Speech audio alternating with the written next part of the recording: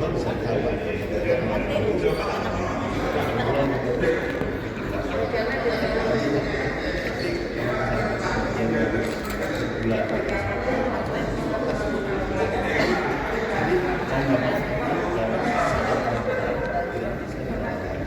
Filipin bisa beli dengan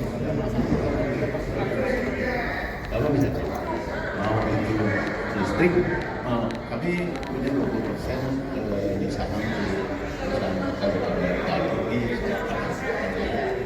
Singapura dan juga energi korporasi itu bisa masuk ke sana kan kita subsidi harga listrik itu kami bisa bangun industri sana enggak semua tapi usaha mereka listrik tidak subsidi bensin subsidi sejak krisis 98 pemerintah bilang saya punya uang tidak ada subsidi makanya nanti kita bayar juga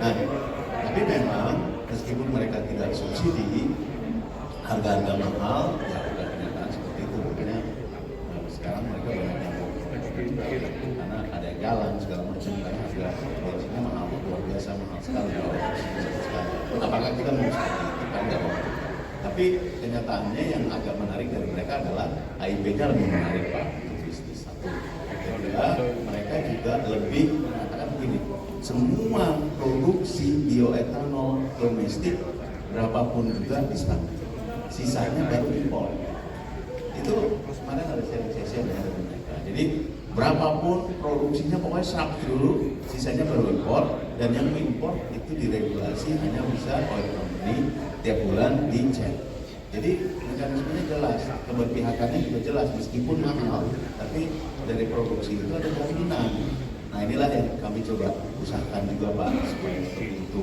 jadi berapapun produksi kita harus bisa diserap dan mungkin ya saya mungkin akan berdiskusi juga dengan bapak-bapak sekalian menarik menyampaikan juga atau dari Pak Buto bagaimana kalau permintaan ya kan ya kita open buka aja Pak sebagai BUMN kan silahkan dilihat berapa harga feedstock berapa harga processing berapa untuk kita ya kita bagi aja open buka aja jangan kalah jadi kan BUMN nah kalau dia seperti itu mungkin sebagai salah satu solusi untuk bagaimana mensiasati harga agar petani tidak rugi dan juga harga konsumen untuk bioetanolnya juga tidak terlalu mahal kan itu kita harus proteksi juga mereka dua sisi sih Pak kita ini agak sedikit dilematis Bang ini kita agak sulit kita di tengah-tengah jadi itu mungkin yang mungkin kita upayakan lebih kreatif termasuk juga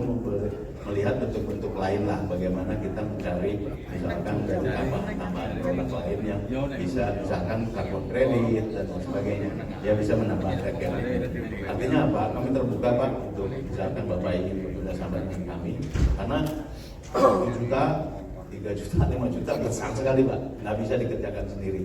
Jadi kalau semua orang bisa mengerjakan bersama-sama, berpartner dengan kami dengan bentuk kerjasama apapun juga yang mungkin kreatif dan bisa membuat ini jalan, kami siap karena memang kalau dari secara negara memang butuh bantuan Pak karena kami ini 1 juta barrel Pak kita impor. Jadi bayangkan uang 1 juta barrel Bapak saya kalikan sekarang berapa 110 $20 itu dilempar keluar gitu loh Pak. Daripada keluar kenapa nggak kita membentuk ekosistem di sini untuk para petani. Mungkin di awal masih agak berdarah-darah Pak. Tapi kalau misalkan nanti itu ekosistem berjalan dan memang dibutuhkan dan kita masih itu kan baru I10 bayar, 20 lebih banyak lagi.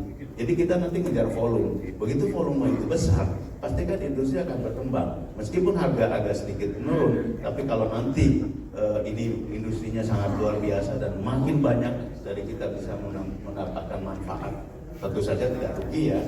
Itu saya sangat optimis itu bisa menjadi solusi sehingga apa yang terjadi di Brazil mereka sudah sangat bagus, bisa S100 bahkan Pak. Itu kenapa tidak kita juga dengan cara kita dengan kreativitas kita syukur-syukur di ujungnya nanti dibantu oleh pemerintah tapi kita coba berdiri sedikit dulu Pak efisiensi dan sebagainya mudah-mudahan itu bisa kita jalankan jadi kami siap Pak nanti kita bisa berdiskusi lebih lanjut kalau dibutuhkan terima kasih. Baik terima kasih. Pertanyaan berikutnya. Etanol ini kan juga salah satu program pemerintah yang harus kita dukung ya, terutama untuk mengurangi impor. Jadi artinya ini adalah salah satu upaya untuk swasembada energi, termasuk juga tentu saja swasembada pangan. Jadi dua-duanya itu berdampingan dengan baik.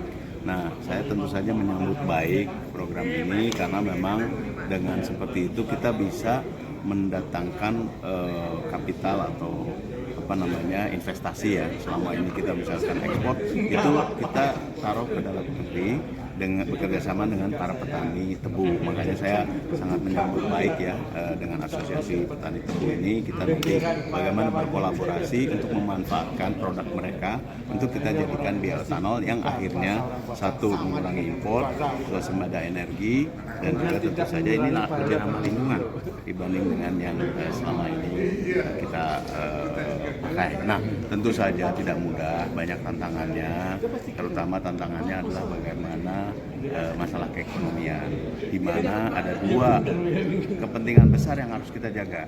Kepentingan yang pertama adalah petani, jangan sampai petani Bapak-Bapak. Yang kedua, konsumen dari bioetanolnya, jangan sampai konsumen bioetanol ini pun juga membayar terlalu. Nah, inilah bagaimana kita mencari solusinya.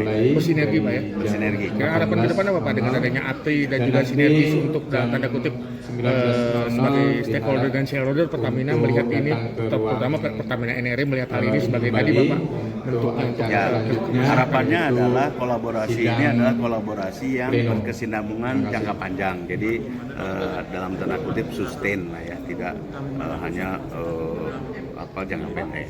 Jadi kita melihatnya hanya harus lihat ke depan dengan jangka panjang bahwa program ini harus berhasil.